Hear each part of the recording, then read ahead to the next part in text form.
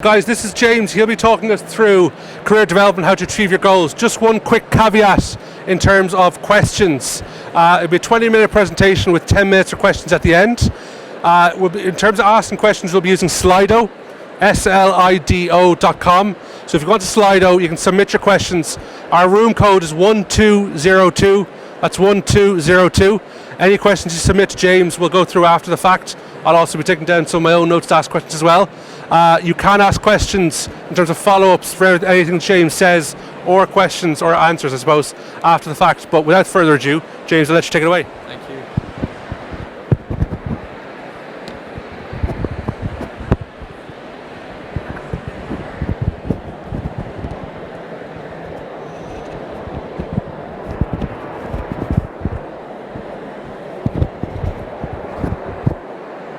Everyone hear me okay? Good?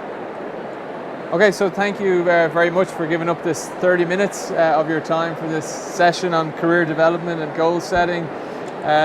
It's a very obviously quick session. If you have any questions, please use Slido as was suggested. So in terms of the session, there's a couple of things I just want to speak about. First thing is very quickly around goal setting, around peak performance, around lessons from high performance as well, and the kind of lessons that I've picked up along the way. And then also just touch on Give Learn, which is my kind of learning platform, just at the end as well. In terms of my background, so my background, I never did a graduate program, so just to say that. I went to college in the States, from Dublin. I was a tennis player. Any tennis players here? No? Hardly. Okay. So I was a tennis player. I ended up getting a scholarship to go to Louisiana State University on a sports scholarship. Played there for between 2005 2009. Was ranked 3 in America in doubles. In tennis, was a top 10 team in the country in American sports. I was also an All-American as well, so did that as well. So I played in college 2005 2009. Finished playing college tennis, and then I played professionally. So my professional career, I was ranked 145 in the world in tennis. I won 15 professional doubles titles, played Davis Cup for Ireland for 10 years, and then following on from that, I also was a Guinness World Record holder. I am a Guinness World Record holder for the longest doubles match. So we played for 60 hours continuous tennis for charity, which was actually broken a few months ago, which is still very annoying for me, but I'll get over it. So I really, just to kind of highlight, my background has very much been in high performance. So really want to give you some lessons from that. In terms of goal setting, so my initial target when I came out of college, I wanted to be inside 250 in the world. So just to give context on being inside 250 in the world, at the time you got funding from the Irish government essentially. So the way it works, if you look at this pyramid, if I was to play a tournament tomorrow, if I was to win my first round, I would get 15 points. If I was to make the semi-finals, I'd get 27 points. If I was to make the final, I would get 45. And if I was to win the event, I get 80. Okay, so a couple of thousand players are ranked in the world. I came out of college trying to obviously get these points to move up the rankings. Really struggled with performance, was up and down results-wise, was just not playing that well. And what happened to me was I was introduced to a business coach / sports psychologist. And he really helped me in terms of goal setting. So what he did was he asked me, look, what are you trying to achieve? So I knew my vision, I knew I wanted to be 250 in the world. But his question was, how many points exactly is it to be 250 in the world? And I kind of loosely knew that figure. But actually what we did was we sat down and we broke it down. So I was going to every event and I was feeling so much pressure around performance. I was putting so much pressure on myself. So what this did was kind of liberate me. So I would go to a tournament in France, and I might lose in the second round, and I'd come back to my room, I'd have my pen and I'd tick off my 15 points, and I'd be moving that one step closer to my big goal. When I come on to speak about kind of lessons from other high performers, a very successful entrepreneur I've got to know has said to me the most important thing in goal setting is, what is your vision? So what is that big goal that you're trying to achieve, whatever's personal to you, and then what are the day-to-day, what are the small things that you can do on a daily basis to help you achieve those goals. So for me, we went further than that. We would say, okay, how many times do I need to go to the gym a week? How many serves do I need to hit? How many volleys do I need to hit? And so on. So those kind of small little details gave me the confidence to go and hit that kind of big goal. So whatever goal you're going for in terms of personal and professionally, really think around that vision and what are the small actionable things you can do. In terms of peak performance and goal setting, there's things that really kind of stand out for me. The first thing is imposter syndrome. I think it's a topic around goals and performance that we don't really talk a lot about. I think it's something that's really important to speak about. So when I was 145 in the world, which was my highest ranking, I got into an ATP event, which was, with the exception of the Grand Slams, it's the biggest events you can play. It was in Bastad in Sweden. I went to the event. I was a bit nervous about being at the event. This sounds a little bit ridiculous, but I was going to book a practice court, and I saw on the practice court beside me was Novak Djokovic was booked on the practice court. And my reaction when I went back to the room was, oh my God, I'm going to go on the court beside this guy. He's going to stop playing and he's going to look at me and he's going to be like, who is this guy even in the tournament? What is he doing on the court? So all these doubts and lingering thoughts going on in my head. And then from moving into kind of business and from dealing with and meeting a lot of interesting people, you start to figure out that pretty much everyone has imposter syndrome. Everyone is struggling with something. We all have our own challenges that we're going through. We all have our lack of confidence and everything. So for me, it's around that imposter syndrome, but actually having that strong vision and really believing in that vision. And there's going to be, doubts that come in your head and trying to fight that as well. The second thing is around your comfort zone. So with goal setting, it's easy to set, it's easy to kind of stay within our comfort zone. It's easy to do what we've always done. I'm sure for some people coming to an event like this is quite intimidating, getting out, meeting people again, all those types of things. But actually getting out of your comfort zone, taking a chance, going up and speaking to someone that you're maybe a bit nervous about speaking about, or a company that you want to speak to that you're a bit apprehensive, why would they want to recruit me, or so on. So get out of that comfort zone.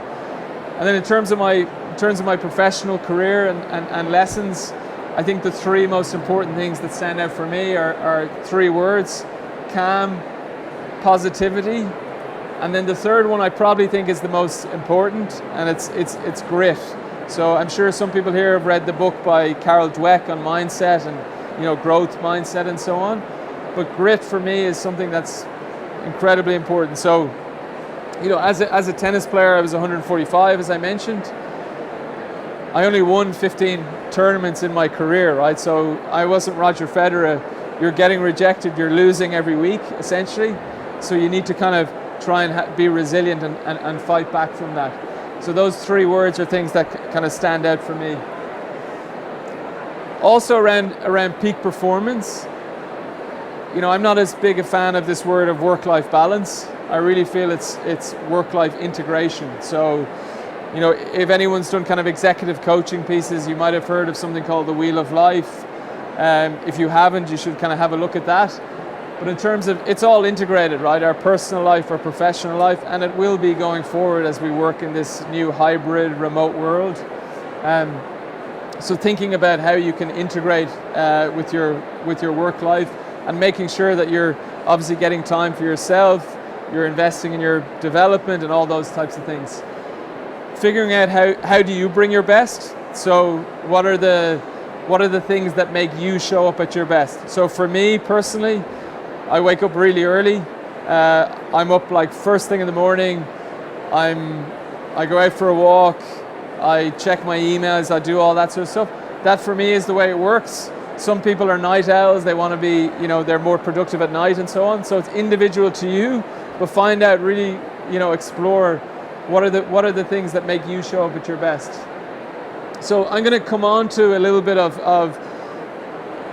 one of the lucky things that I've done in my career is I actually coach Richard Branson tennis. So in 2015, I ended up going to his event on Necker Island. it's a very long story, but I think the biggest learning is picking up the phone and speaking to someone, or again going and talking to a company. You never know where one phone call, one conversation is going to lead for you. So I played in that event in Bastad. I went to the players' party. A couple of players were talking about his event. I reached out, I did a cold call, and I said, look, I'd love to come and help out with this event. And the next thing I know, I ended up going there in 2015 and being invited back to coach him tennis a couple of times, which I'll come on to a little bit. But one of the people I met there with Richard was the head of the moonshot factory at Google. And one of the things he talks about, and there's a lot of talks with him online, his name is Astro Teller, if you want to look at him. He says, when you come into a new job or a new career or something new, he said, look back on what you've done. Look back on how you were nervous for an exam, or you were nervous for something, or we as humans, we figure it out, and you trust that you will figure it out. So try and take confidence from your previous accomplishments. And then finally, a really important tip, which, for me, the goal of this talk is if you can take one or two things away. What I was advised is who's on your internal boardroom. So every company in this place has a board. So they have their, non-exec directors, executive directors, and so on. But actually, James Cluskey Inc., who's on my board? Who are the people that I can go to and ask for advice? So think about your career. It's a very, it can be a lonely journey, but who are the people? Who are friends of the family? Who are people business people, people that can give advice to you? Who are the people that will sit on your board, and who are the people that will advise you as you go through your career? So really think through that. In terms of, I wanted to kind of touch on some lessons that I would have, I suppose, picked up from Richard Branson. So I ended up kind of going there every year for a month to work with him one-to-one on the tennis court. So I do 2 sessions a day, and then obviously all these really interesting and cool people will come through the island. And I've managed to kind of, obviously in terms of that internal boardroom that I've mentioned, had great people to kind of ask for advice. So I wanted to try and capture some of the different lessons and I suppose learnings from these people.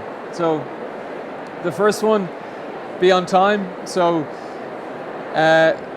with Richard, he is never late. So that is one of the things that has stood out for me in a big way.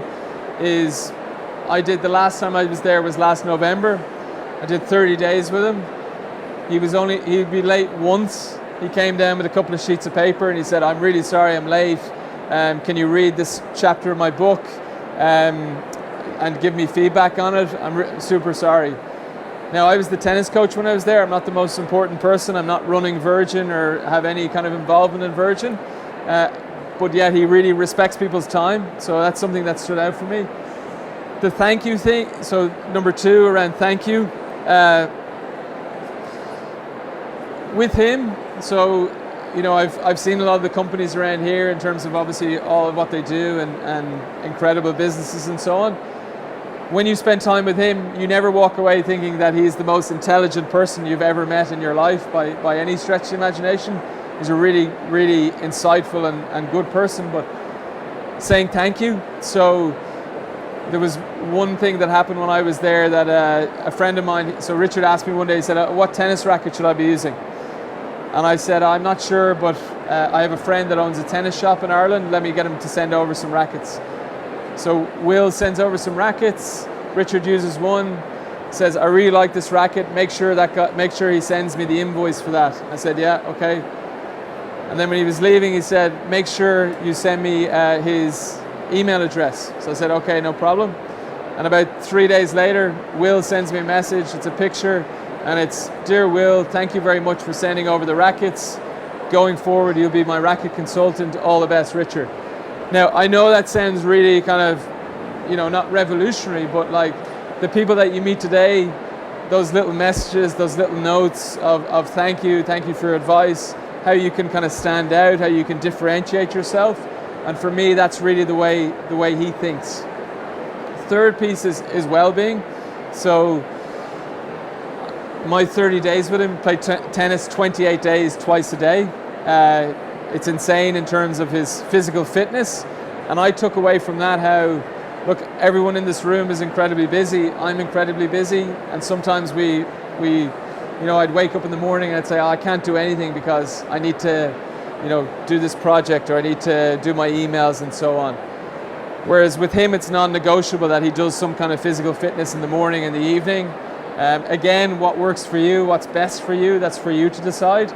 But that's something that stood out for me in terms of his busyness and how busy he actually is, and how he kind of invests in his well-being. The last thing on this is being positive. So that is something that is really, really, I suppose, stayed with me in terms of positivity, and it probably comes back to that, in terms of goal setting and that calm and positivity and grit. But he is just super positive guy, always like glass half full. And I know it's not easy having that attitude, but it's trying to obviously, we're all going to have struggles along the way in terms of career development and where we're going. It's never a straight line. It's always a bit of a zigzag, and it's trying to be positive around that. In terms of, I wanted to talk a little bit around, so just to, I suppose, what we went through there around goal setting, around peak performance, and around lessons from other high performers.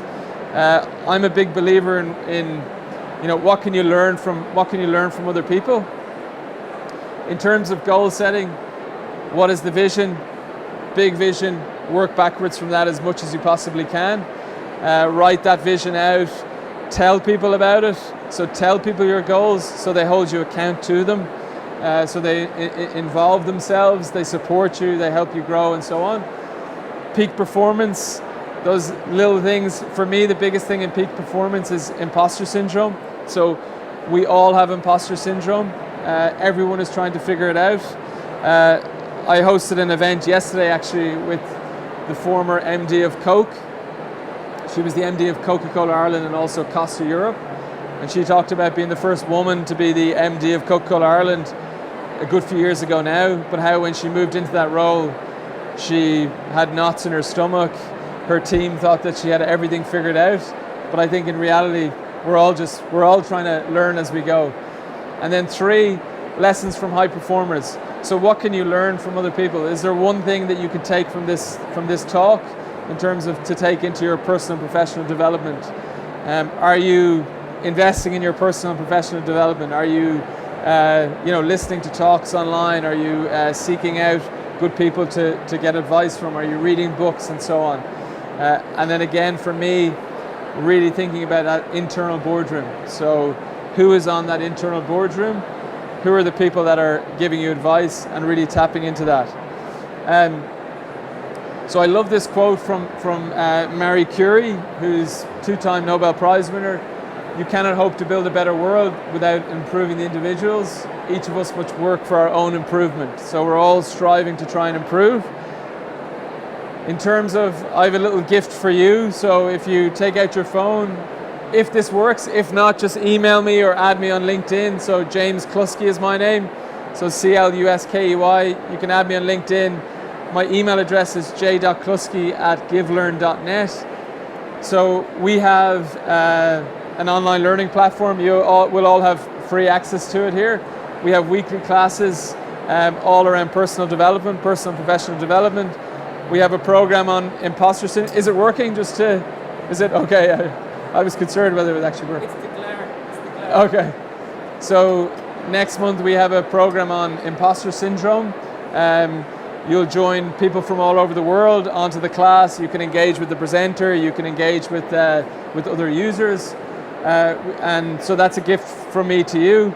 In terms of previous sessions, there's a session on listening in our communications program. You can go back on all the previous classes. The listening session is with Kurt Long, who's an entrepreneur who's scaled a number of companies. So we've got great sessions on there, so please access it. We also have 15-minute breathing classes as well. So I'm going to wrap up there. In terms of upcoming master classes, we've imposter syndrome, and I'll hand back over. And finally, when you attend live classes, we donate to different social causes. So when you come to a live class, you're doing good for yourself, but you're doing good for the world as well. So I'm going to hand back over. I'm sorry on time, am I? No, you're bang on time. Am I okay? So Yeah. a couple of questions coming through, so obviously share that. And thank you everyone for joining. And guys, just to reiterate again, if you would like to submit any questions, slido.com, room 1202, you can submit any questions to James before we finish up today. I suppose, first and foremost, how important is accountability to your goal setting, kind of making sure that when you set your goals, that you're not going, oh, I got close today, or I'll finish up tomorrow, and that means I've done it over 2 days. Is it very much staying accountable to what you set out in the first place? Yeah, and I think it's a really good question, and I think the accountability partner is really important in that situation. So there's a great book called The Mom Test, which in essence what it means is you go and you start a business and you tell your mom the idea, and she says, oh, that's amazing, that's brilliant, you're wonderful. Whereas actually if you look at that internal boardroom, you need people who will challenge you, who will help, like really hold you to account to what you said you were going to do. So I think in terms of goals and that vision, I think it's really important to have someone that's an accountability partner. And in terms of, I suppose, building your support network, is it very much kind of foundational in terms of start with people close to you and then build it out as you go throughout your career? And I suppose there is no cap to your network or to your internal boardroom in terms of who you can rely on for support. Yeah, so I mean, for me, I think the biggest thing is in terms of that boardroom, in terms of the networking, there's lots of people, lots of companies out here. Like, you need to keep in touch with people. You don't be afraid to ask someone for advice. All they can do is say no. Don't be afraid to ask someone to go for a cup of coffee and say, hey, or a Zoom, or, I want to pick your brains on X or Y. I mean, I like when people ask me for advice. We feel good as well when people ask us for advice. And in terms of my own career, I mean, I'm always asking for advice. So I'd really encourage that. But you also have to make your own decisions as well, right? So you can get that advice, but you need to make decisions, and you need to be your own person too. Fantastic. And in terms of, I suppose, diversity of your internal boardroom, would you, I suppose, recommend looking for people with different experience to make sure you're not, I suppose, getting yes people, yes men or women in to kind of, I suppose, very much ratify what you're thinking? Yeah, no, it's a really good point. We had a program on networking, which is on our platform if you want to access it. And two things. One is, like, we end up obviously hanging out with people like us. We get married to people like us, and we procreate people. So we need to kind of broaden our mind in terms of that boardroom and accessing people with different opinions, different views, and so on. And I think that networking piece in terms of career is really important. And not to go off topic for a second, but there's a great study. There's a theory called the pie theory, which essentially what it says is 10% of your career success comes from performance, which sounds a little bit crazy in terms of that. But the other two important things are your image and your exposure. So when you're in a company, your image is, what do people say when you're not in the room? So what are you known for? And then your exposure is, well, who's actually seen you in action? Who's seen you at an event? Who's seen you? So really think about that sort of stuff in terms of your career. And I suppose the final question we have here is, I suppose, what are kind of, I suppose, the key pillars or the key tools in terms of translating your practice and your work off the metaphorical pitch or course into your performance on the course or in the office workspace? Yeah, it's a very, very good question. Jeez, you really challenged me on that one. I think for me, what I really kind of preach is, look, it's trial and error. Like, it's setting those goals, it's holding yourself accountable, but it's failing as well, and it's not being afraid to fail, right? It's setting, realistic goals, what they call stretch goals that are, obviously achievable, but they're also stretching you. But it's not being afraid to fail and to miss out on different things and to put yourself out there and to come back. And, for me, again, going back to my tennis career, I got to 145, but I missed out on Wimbledon 2012 by one spot, which was really disappointing. But, like, you sit down again, you start a new sheet of paper and you say, okay, this is where I am, this is where I want to get to, and how do I get there? And is it the fact that realising you made it within one spot at Wimbledon, kind of obviously after the fact of being very disappointed, is kind of reflecting on that and very much seeing that as a massive achievement? Yeah, exactly. I think the more at the time it's a massive disappointment, but actually when you look back on it, when I look back on my career, I'm pretty, there's a quote from John Wooden, it's about success, and it's success comes from peace of mind in knowing you did your best to become the absolute best you could become. So once you can look in the mirror and say, you know what, I did my best, and I can do that with my tennis career. At the time, I was really disappointed that I missed that. However, if you're giving your best, that's all you can do as well. Guys, if there's any more questions for James, I'm happy to take them now. Otherwise, I think round of applause for James. That was a brilliant presentation. Thank you very much, and please feel free to join the Give Learn platform and access those sessions. So thank you. Cheers, James. Thank you very much.